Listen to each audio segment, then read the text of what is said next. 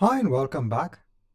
Now in this chapter, I just want to go through the concept of having a read-only replica when it comes to Azure SQL databases or when it comes to a SQL managed instance. So first I want to go ahead and explain the concept of having a read-only replica. So let's say that you have an Azure SQL database in place. You have your application that is performing transactions on this Azure SQL database instance. Now, let's say that you have another reporting module that needs to go ahead and pull out reports based on the data that is in the database itself. Now, instead of actually putting a strain on this database itself by querying of data from this reporting module, what you can do is that you can have a replica which is in read-only state available for this database, and the reporting module can go ahead and pull out the data from this read replica.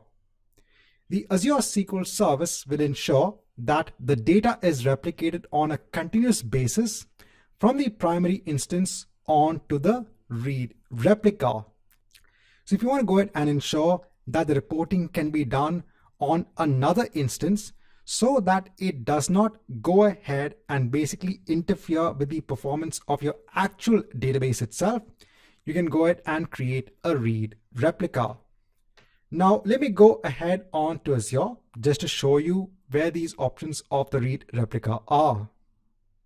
So over here, I'm in SQL databases. Now if I go ahead and add another SQL database, so over here, if I go ahead and configure the database itself, now if I go on to general purpose, if I go on to provision, if I go ahead and scroll down, so I have no options when it comes to a read replica.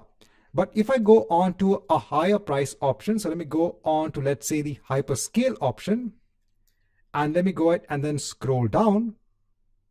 So over here, you have this concept of having a secondary replica in place. So in addition for performance, it can also help in the automatic failover in case the primary database goes down. Over here, you can go ahead and configure the number of replicas that you want.